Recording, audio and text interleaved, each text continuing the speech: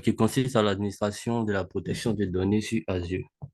Bon, dans ce module, nous allons parler, je veux dire, quand on parle d'administration de protection des données, il s'agit ici de la sauvegarde.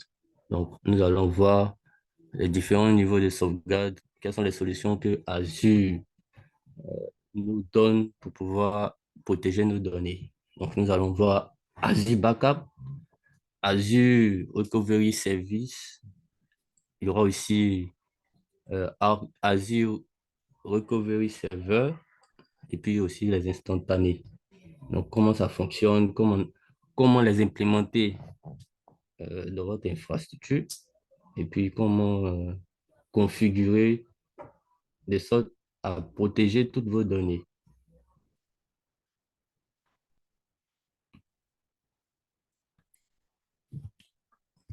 Je ne vais pas planter.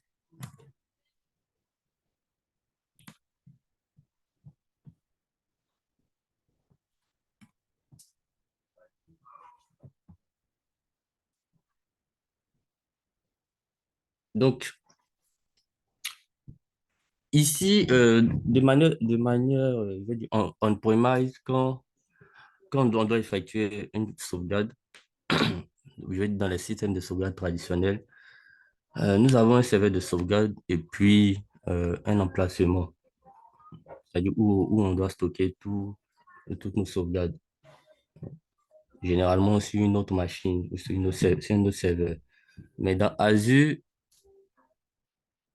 les, les ressources sont sauvegardées directement, je veux dire, dans le cloud. Donc, Azure a mis en place des éléments qui vous permettront d'effectuer des sauvegardes directement pour votre infrastructure dans le cloud, mais aussi pour les topologies hybrides, donc avec un data center on-premise et aussi une autre infrastructure au niveau d'Azure. Azure va vous permettre aussi de pouvoir effectuer ces sauvegardes depuis votre data center on-premise vers Azure. Donc, nous allons voir ici la première solution qui va nous permettre d'effectuer des sauvegardes directement au niveau d'Azure. Il s'agit de Azure Backup. Donc, pour pouvoir utiliser Azure Backup, il y a ce qu'on appelle le centre de sauvegarde Azure. Donc, dans ce centre va nous permettre d'avoir une vue d'ensemble sur euh, toutes les tâches de sauvegarde, euh, les, les éléments à sauvegarder.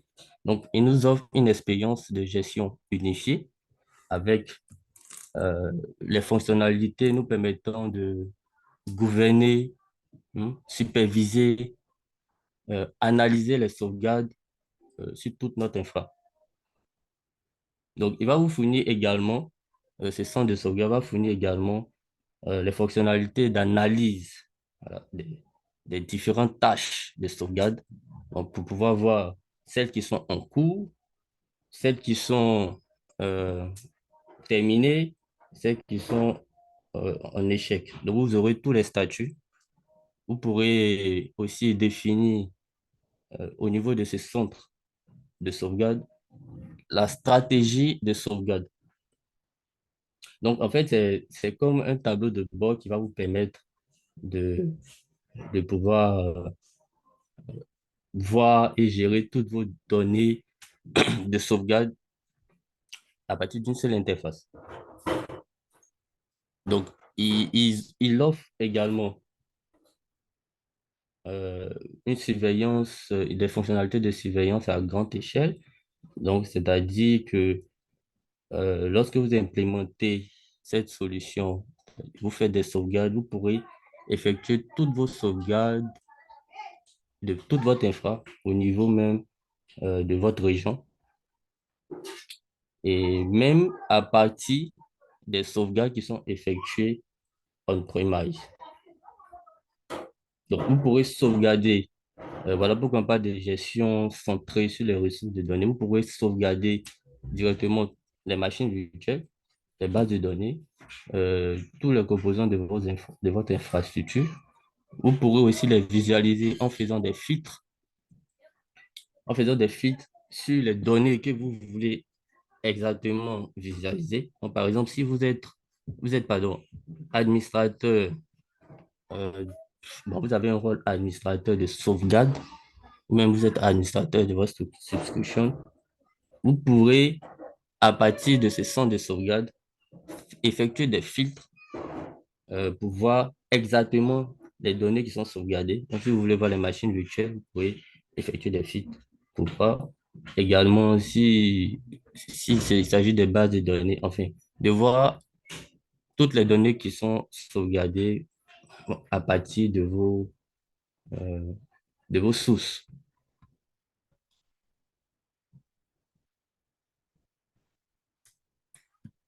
Donc, on va voir comment configurer les options de sauvegarde du coffre Recovery Service. Bon, ça, c'est la traduction en français. Mais le thème que vous allez peut-être beaucoup rencontrer, c'est Recovery Service Vault. Donc, un coffre Recovery Service, c'est une entité de gestion qui vous permet de stocker les points de récupération des sauvegardes. Et puis, il va vous fournir aussi une interface vous permettant d'effectuer les opérations liées à la sauvegarde. Donc, ces opérations comprennent l'exécution de la sauvegarde à la demande parce que vous pouvez vous-même initier une sauvegarde ou planifier. Vous pourrez aussi suivre l'exécution même de la sauvegarde ou également de la restauration. Vous pourrez implémenter, sinon créer des stratégies aussi de sauvegarde. Et donc, pour chaque type de données à sauvegarder, vous devez créer un Azure Recovery Service Vault ou un coffre Recovery Service. Pour chaque type de données, au niveau d'Azure, vous devez créer un Recovery Service Vault. Donc, quand vous voyez l'image à gauche, les charges de travail Azure, vous voyez, il y a les machines virtuelles, il y a les bases de données, il y a aussi l'application SAP, pardon. Donc, pour chaque donnée ou bien de chaque type de données que vous voulez sauvegarder, ce sont les machines virtuelles, ce sont les bases de données. Vous allez créer un service, pardon, un recovery service Vault pour chaque type de données. Par contre, à droite, pour les charges locales, c'est-à-dire les charges on-premise, pour pouvoir effectuer la sauvegarde, vous devez créer, non, vous avez besoin juste d'un seul Recovery Service Vault, donc un seul coffre Recovery Service. Donc, vous pouvez sélectionner toute la charge que vous voulez sauvegarder. Donc, ici, c'est marqué fichier dossier, mais vous pouvez sauvegarder également des fichiers virtuels, des VMware, des bases de données. Et donc, pour pouvoir créer un Recovery Service Vault, c'est simple. Vous partez dans le centre de sauvegarde. Voilà, c'est pourquoi je parle.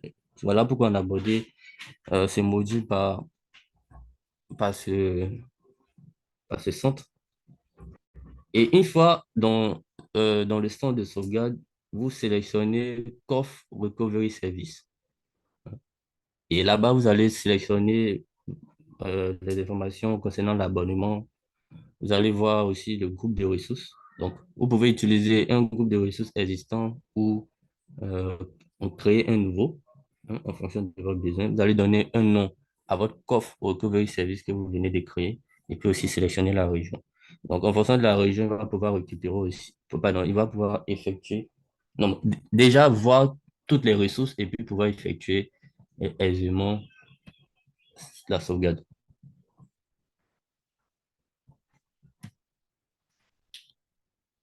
Donc, comment configurer euh, la sauvegarde des fichiers et des dossiers locaux? Donc, comment ça se passe? Ici, le schéma que vous voyez, c'est une architecture hybride, donc où il y a un data center local, donc on-premise, et vous avez aussi une infrastructure au niveau d'Azure. Et vous voulez, je vais dire dans ce schéma, vous voulez sauvegarder des données on-prem vers Azure. Donc, ce schéma montre les différentes étapes. Ils sont séquencés en trois étapes. Non, mais pour comprendre, en fait, pour sauvegarder les fichiers euh, via votre système de sauvegarde, je vais dire de base, hein, généralement, dans les entreprises, ils ont Vim, Acronis ou autre. Donc, vous voulez que euh, le repository, c'est-à-dire l'emplacement de vos sauvegardes, se fasse au niveau d'Azure grâce à Azure Backup. Donc, en fait, c'est l'objectif de ce schéma. Donc, ils veulent que euh, toutes les données qu'ils veulent sauvegarder localement puissent aller se stocker au niveau d'Azure. Donc, pour ce faire, vous allez devoir créer d'abord un Recovery Service Vault. Et une fois que euh, ce coffre a été créé, vous partez au niveau d'Azure, vous allez télécharger l'agent de sauvegarde. L'agent de sauvegarde, il se définit un peu comme, si vous voulez, la version cliente de votre solution de sauvegarde.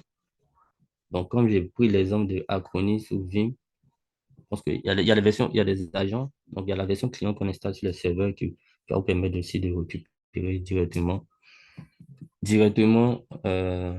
bon, on configure et puis va vous permettre de récupérer directement les informations et effectuer la sauvegarde.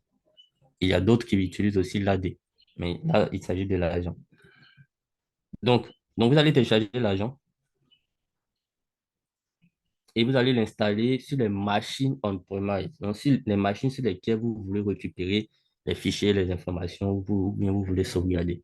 Donc, une fois que vous avez installé sur ces machines, vous lancez l'agent, ils vont vous demander d'entrer vos informations de connexion, donc à votre espace Azure. Et une fois que vous entrez ces informations, Azure va tenter de se connecter, va vérifier. Une fois que tout est bon, le client va se connecter directement à Azure Backup. Et donc, depuis Azure Backup, hein, vous allez pouvoir accéder à vos différents serveurs et puis pouvoir indexer les serveurs que vous voulez sauvegarder. Donc, vous pourrez aussi euh, déclencher, je veux dire, faire, comment on appelle ça, de la planification. Donc, nous allons voir ça, voilà, sur ces slides. Donc, au niveau de l'agent, une fois qu'il est installé sur les serveurs locaux, il va vous permettre d'effectuer les sauvegardes. Donc, à partir de cet agent, on pourra aussi planifier des sauvegardes, comme, et même à partir d'Azure Backup, planifier des sauvegardes. Donc, ces sauvegardes vont s'exécuter en fonction bon, enfin, de votre politique ou votre stratégie de sauvegarde et de récupération. Donc, vous pouvez définir une date et une heure à laquelle les sauvegardes devront s'effectuer aussi. Et il faut noter que vous, vous pouvez, euh, vous pouvez effectuer jusqu'à trois, non, pardon, vous pouvez planifier jusqu'à trois sauvegardes quotidiennes par jour. Voilà. Vous pouvez planifier jusqu'à trois sauvegardes quotidiennes par jour. Donc, si vous voulez, Dominique, moi j'ai une question rapidement. oui, Je peux- oui, oui. En fait, moi je veux comprendre pourquoi la sauvegarde. Parce que déjà, lorsque tu crées ta machine virtuelle et que tu actives la redondance, le jour qu'il y a un problème, ta machine est déjà sauvegardée parce que la redondance va permettre de faire, va faire la continuité des services sans interruption. Mhm. Maintenant, si dans le service Azure, je crée ma machine virtuelle et que je dois sauvegarder encore la machine, je ne vois pas que c'est des doubles coûts, au fait. Puisque déjà, on est facturé à l'utilisation, en fait. Je ne sais pas si Bon, tu me D'accord. comprends. je C'est-à-dire que moi, viens, je je vais crée ma répondre. machine. Moi, je Oui. crée ma machine virtuelle. Mhm. Lors des paramètres de la machine virtuelle, j'active la redondance de la machine virtuelle dans une autre zone, au fait. C'est Je ça. récupère une autre zone. J'ai Mhm. fini, j'ai activé tout ça et puis ma machine virtuelle est en fonction. Mhm. J'installe mes applications comme il se doit. Maintenant, pourquoi venir réinstaller ou bien pourquoi venir sauvegarder encore la même machine, peut-être sur mes serveurs OnePremise. Je sais qu'on peut sauvegarder sur mes serveurs OnePremise en téléchargeant l'argent, en le mettant peut-être sur mes serveurs au bureau. Là, le jour où il y a un problème, déjà, ma C'est facile. sauvegarde est là. Je peux l'utiliser au fait. Mais pourquoi je ne vois pas l'utilité de la sauvegarde de la machine, sachant que j'ai déjà activé ma redondance. Ok, monsieur Jean-Marchal, merci beaucoup. Je pense que là, en tant qu'expert, tu n'as pas dit ça. Mais bon, c'est pas grave. Alors, quand on a vu la dernière fois le tableau de responsabilité, dans tous les niveaux, on a vu que tout ce qui concerne la sécurité et puis la disponibilité des données, cela n'engage en rien Microsoft. Donc, Microsoft, ce sont ses services, ce sont sa plateforme, mais tes données, Microsoft ne garantit pas tes données. Donc, c'est à toi, même quand tu paramètres la réplication de la VM, c'est la disponibilité de la VM que Microsoft te garantit, mais pas les données qui sont sur la VM. Donc, ta VM peut être attaquée, peut être piratée, quelqu'un peut voler les données. Voilà, donc c'est la disponibilité, c'est le service de Azure, mais tes données là, c'est pour toi. Ça, c'est la première des choses que je voulais dire. Deuxième chose, la sauvegarde va conduire à une solution suprême qu'on appelle site recovery.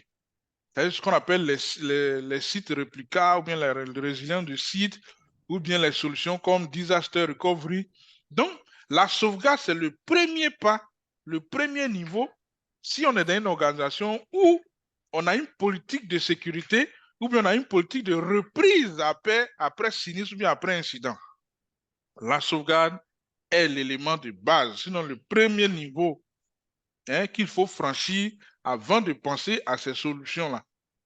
Donc, on ne fait pas la sauvegarde parce que c'est un double ou bien un surcoût, mais on fait la sauvegarde pour sécuriser nos données parce que Microsoft ne garantit pas la sécurité de nos données.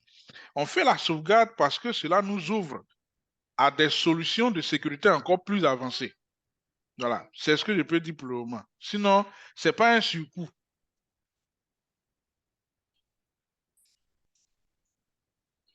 D'accord, je comprends maintenant. Azure, quand par exemple, tout à l'heure, quand j'ai créé l'application redondante de zone, c'est pour que la VM soit disponible dans ces zones.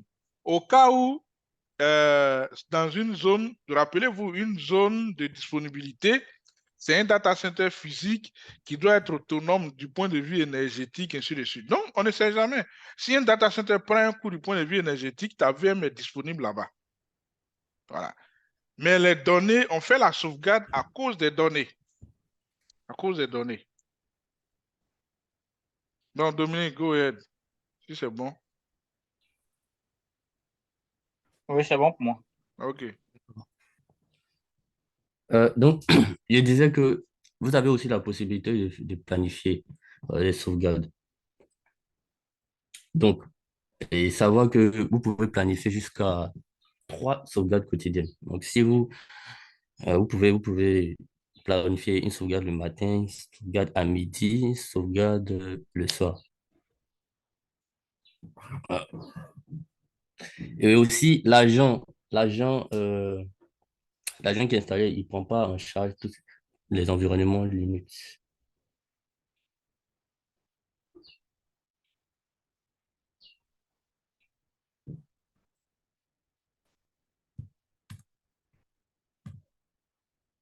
Donc, on va voir aussi la sauvegarde des machines virtuelles. Donc, pour protéger les données de vos machines virtuelles, euh, il y a 3 sauvegardes qui sont proposées également. Les instantanés, la sauvegarde Azure et Azure Site Recovery. Donc, comme je l'ai dit précédemment, s'il faut que vous sauvegardez des données provenant de vos serveurs on-prem, vous avez besoin d'un seul euh, Recovery Service Vault. Mais si vous voulez sauvegarder les machines virtuelles directement, qui sont directement au niveau d'Azure, vous avez besoin d'un service Recovery Vault pour chaque type de données que vous voulez sauvegarder. Donc, au niveau des VM, vous avez la possibilité de faire des snapshots ou instantanés. Parce qu'on l'avait vu aussi au niveau des modules précédents.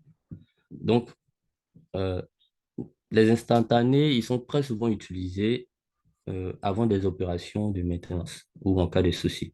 Vous pouvez faire des restaurations depuis ces instantanés-là. Et au niveau de la sauvegarde Azure, c'est Azure Backup qu'on vient de voir. Vous pouvez configurer euh, l'agent depuis vos solutions on-premise,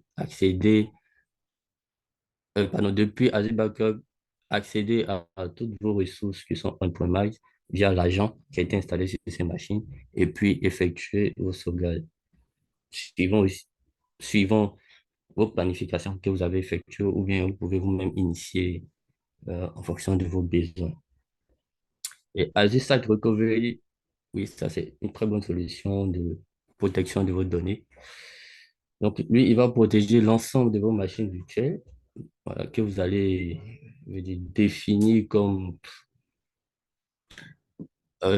un peu comme critique, voilà, puisque en cas de catastrophe majeure, vous pourrez totalement récupérer les serveurs via une autre région. Donc, nous allons bien expliquer, je vais voir en détail toutes ces options. Donc, nous allons commencer par les instantanés. Donc, il faut dire que les instantanés, représente en fait une copie complète en lecture seule du disque dur virtuel. Les disques durs virtuels au niveau de Azure, c'est les VHD. Donc, vous pouvez utiliser instantanés en tant que sauvegarde ponctuelle. Attention, il ne s'agit pas réellement d'une sauvegarde que vous devez utiliser tout le temps. Parce que lorsque vous faites une copie, c'est-à-dire du lecteur ou de toute votre machine, et que ce lecteur peut-être fait 2 Tera, à chaque fois que vous faites, il va prendre de l'espace. Donc, c'est de l'argent que vous allez perdre inutilement. Donc, voilà pourquoi il est utilisé pour des actions ponctuelles ou bien pour résoudre un problème lié à une VM. Donc, vous pouvez prendre des instantanés du système d'exploitation ou des disques virtuels. Donc, ce ne sont pas des sauvegardes, mais ils permettent de récupérer à un instant précis de la VM toutes les données, les configurations, et puis même au niveau système. Donc, pour pouvoir créer un instantané, vous allez dans le portail Azure, vous sélectionnez créer une ressource. Donc, créer ressource, vous, vous cherchez capture instantanée et vous cliquez sur créer. Donc là-bas, ils vont vous demander d'entrer un groupe de ressources. Donc, vous allez donner un nom au groupe de ressources. Vous allez sélectionner la région et puis, je vais dire aussi le type d'instantané. Donc, vous voulez aussi sauvegarder votre instantané que vous avez effectué. Vous allez définir aussi l'abonnement source, sélectionner le type de disque et puis aussi, si nécessaire, vous pourrez configurer le chiffrement. Si vous voulez chiffrer les données de cet instantané de manière précise avec un chiffrement que vous avez, vous pourrez l'utiliser ou utiliser celui d'Azure.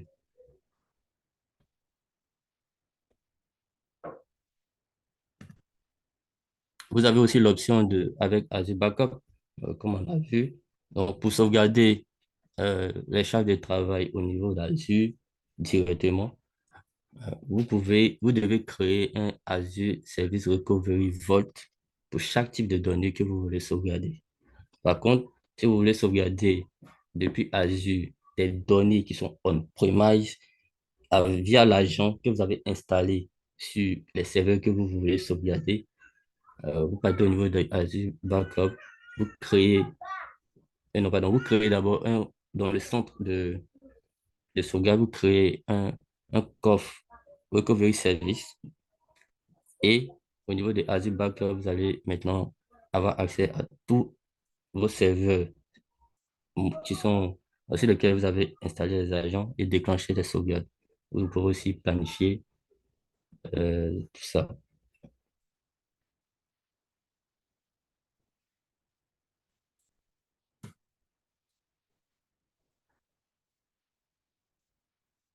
Donc, bon, c'est cela aussi, j'essaie de récapituler ce que je viens de dire, donc avec les différentes étapes pour pouvoir sauvegarder une machine virtuelle. Donc, on crée le Recovery Service Vault après on l'utilise au niveau du portail pour définir la sauvegarde et ensuite on effectue, pardon, on paramètre la sauvegarde et en fonction d'un calendrier ou d'une planification précise. Vous pourrez aussi Vous pourrez aussi définir le niveau de rétention. Donc, une fois que vous planifiez vos sauvegardes, euh, qui sont de trois fois par jour, vous pouvez dire aussi que la sauvegarde qui est effectuée à 18 heures doit être retenue pendant 7 jours. La sauvegarde qui est effectuée peut-être tous les 30 du mois, vous devez les retenir pendant, pendant 12 mois. Voilà. En fonction aussi de votre stratégie au niveau de votre entreprise.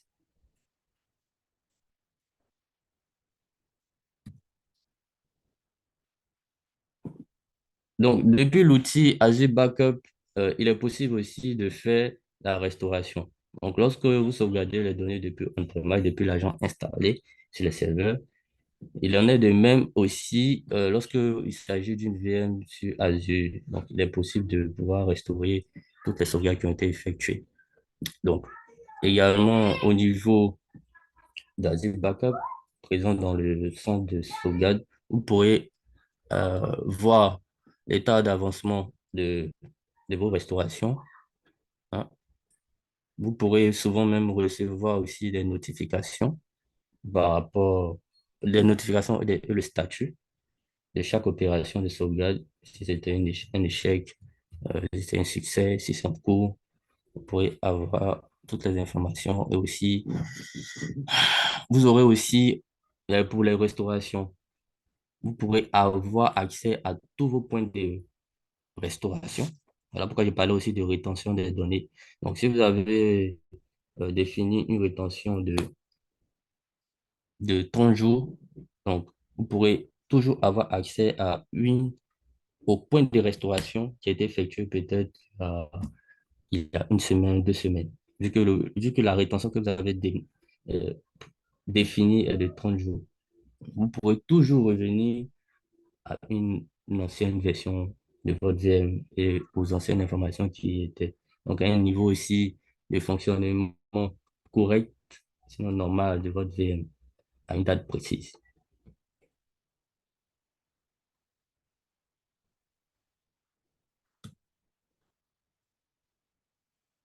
Nous avons aussi une autre solution, donc la, le serveur de sauvegarde Azure. Je sais que à entendre ça, ça semble un peu paradoxal, vu on a Azure Backup, et puis maintenant, là, on a le serveur de sauvegarde Azure. Bon, c'est quand même un peu différent. Azure Backup, lui, il est un service qui est implémenté dans Azure. Par contre, Azure Backup Server ou serveur de sauvegarde Azure, ça, c'est une application qu'on peut télécharger et installer sur un serveur on-premise pour effectuer nos sauvegardes. Donc, l'application est gratuite. Elle prend en charge la sauvegarde des VM, des applications, des données, des volumes et même l'état des ordinateurs, bon, enfin, des serveurs. Donc, il est, il, il prend, je veux dire, quand vous voyez le schéma, il prend au préalable les machines sur lesquelles installer l'agent euh, Microsoft Center Data Protection Manager. Donc, il va pouvoir aussi récupérer directement euh, l'achat de travail, soit des machines virtuelles, soit des fichiers, soit des dossiers, soit des volumes, soit des applications, même tout, toute la VM. Donc, il peut aussi gérer les sauvegardes de plusieurs machines à l'intérieur euh, d'un groupe de protection. Ouais, donc, si votre politique de sauvegarde que vous définissez prend en charge le groupe de protection, cela vous sera appliqué aux VM qui sont dans ce groupe. Voilà. Donc, voilà pourquoi, sur ce schéma, vous voyez pour ça, System Center Data Protection Manager.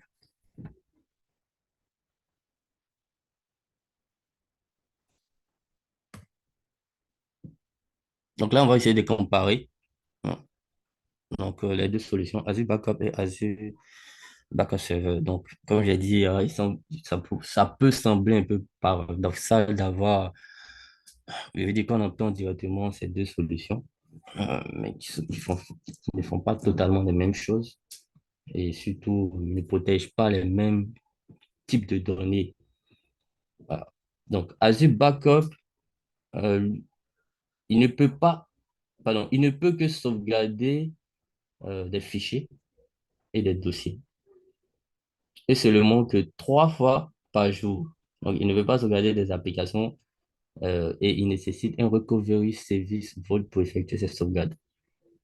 Donc, je reprends. Azure Backup ne peut pas, pardon, ne peut que sauvegarder des fichiers et des dossiers. Seulement que 3 fois par jour, comme je le disais, et ne peut pas sauvegarder des applications. Et pour pouvoir effectuer des sauvegardes, il faut absolument un recovery service bot ou un coffre recovery service pour effectuer ces sauvegardes. Par contre, Azure Backup Server, qui est un logiciel téléchargeable et installable sur un serveur on-premise, lui, il a la possibilité de sauvegarder des fichiers, des dossiers, des volumes, des machines virtuelles, des applications, des charges de travail. Il a la possibilité même de faire des snapshots. Hein.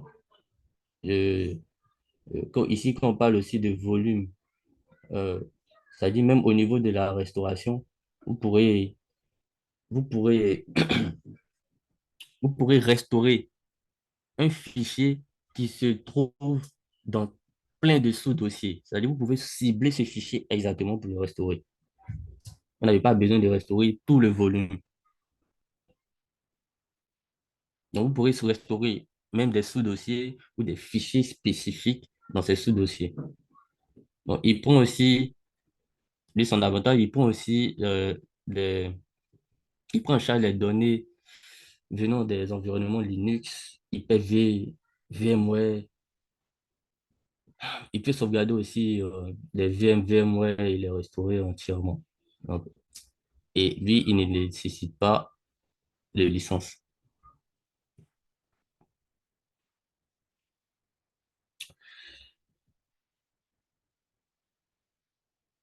Voilà. Maintenant, ouais, sa particularité, ouais, faut pas que j'oublie ça. Sa particularité, c'est que lui, pour l'utiliser, vous devez avoir une subscription au niveau de Azure. Absolument. Donc, c'est vrai qu'il est gratuit, mais vous ne pouvez pas l'utiliser n'importe comment et dans n'importe quel environnement. Vous devez forcément avoir une subscription au niveau d'Azure.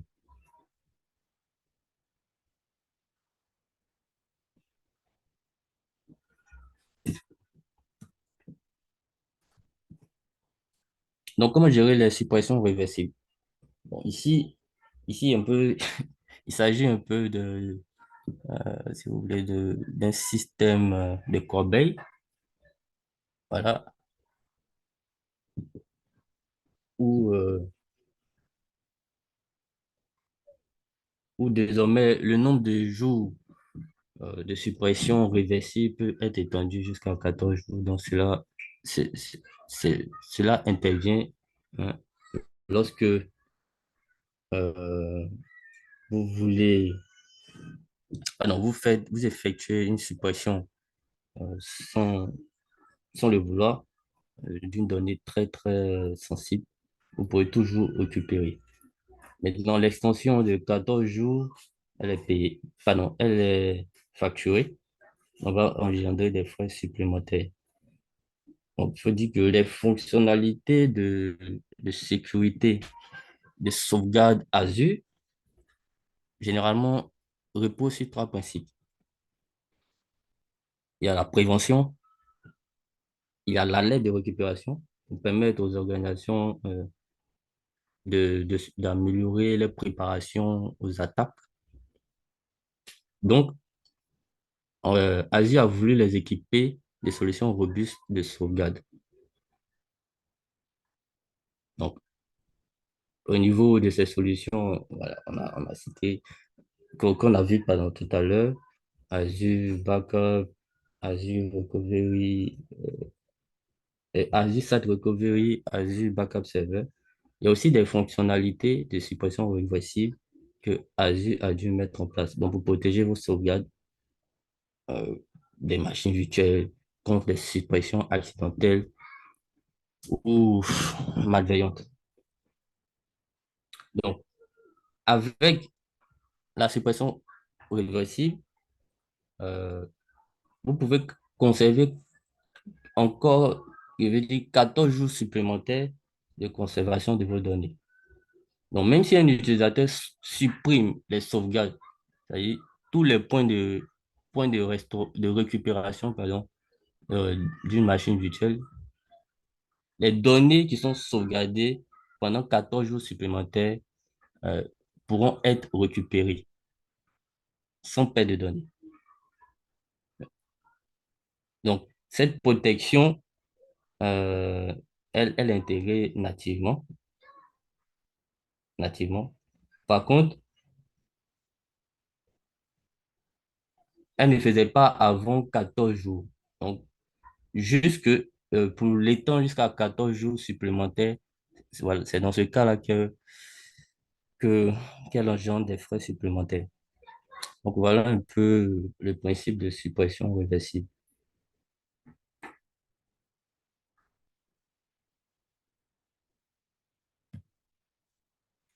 Et maintenant, nous allons parler de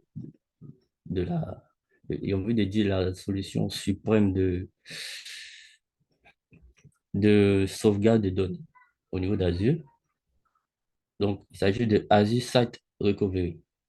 Donc, c'est une solution qui vous permet de protéger toutes vos machines virtuelles, hein, avec tout ce qu'il y a à l'intérieur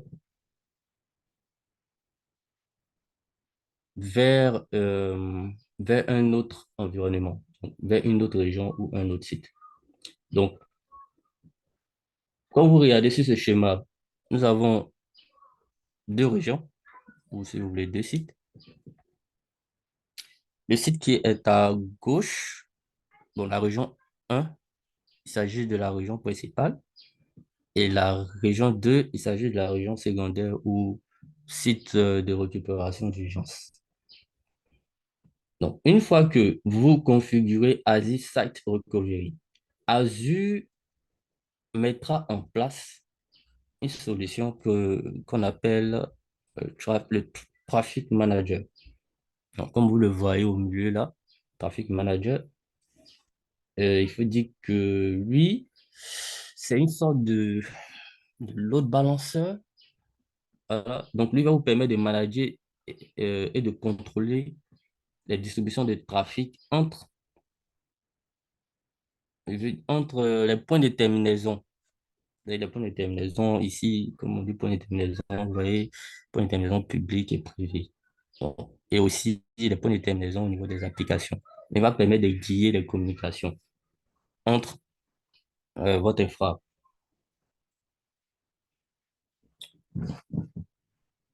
Donc, ce traffic manager, il va relier les VM, hein, où se trouvent les VM en prod. Il veut dire, il va permettre de relier la région 1, où se trouvent les VM en prod, vers la région 2, donc la région de récupération.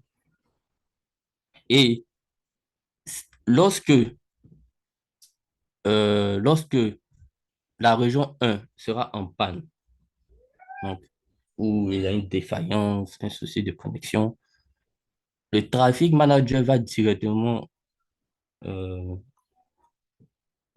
avoir cette information-là et basculer toutes les ressources vers le site de réplication, donc vers la région 2.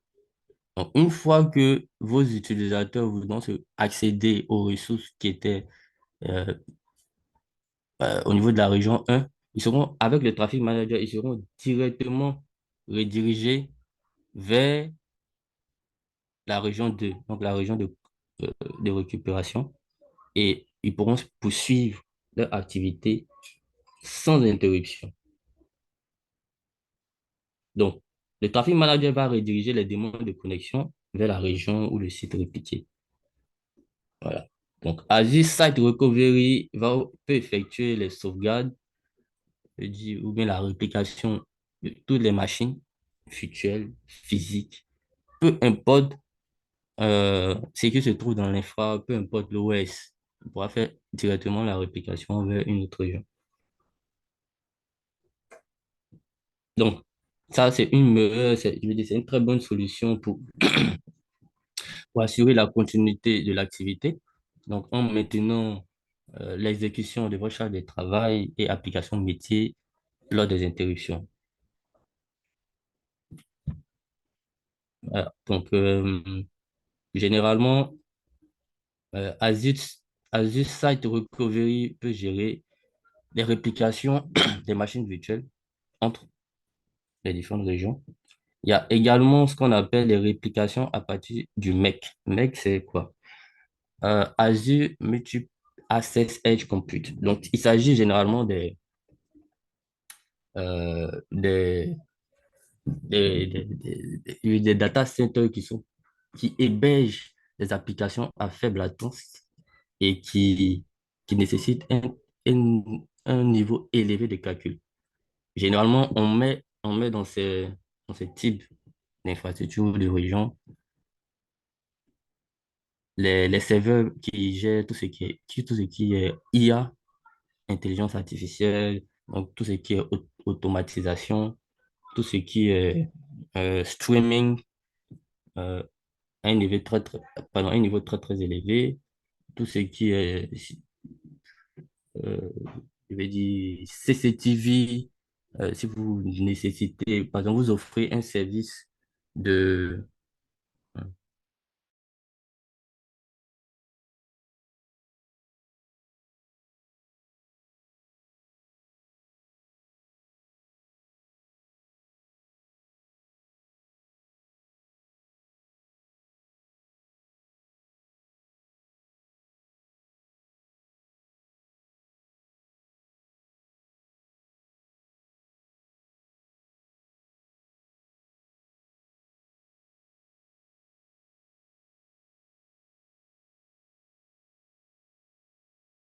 gestion des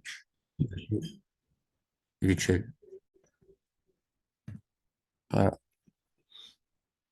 Donc, ici, pour faire le module 10, est-ce que vous avez des préoccupations, des questions?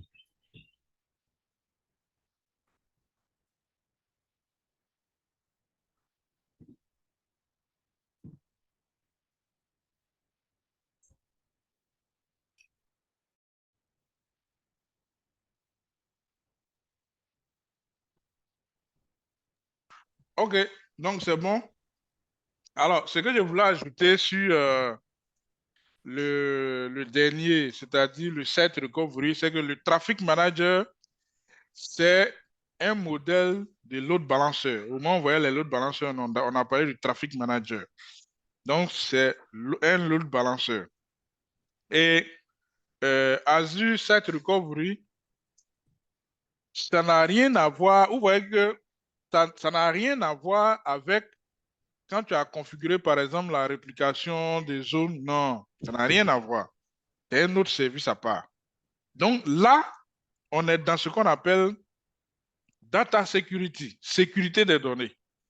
Voilà. Donc, on peut mettre en place du scaling, tout ça, c'est pour rendre l'application disponible. Mais en ce qui concerne les données, il faut forcément faire de la sauvegarde. Sinon, on n'est pas à l'abri. Voilà, c'est ce que je voulais ajouter.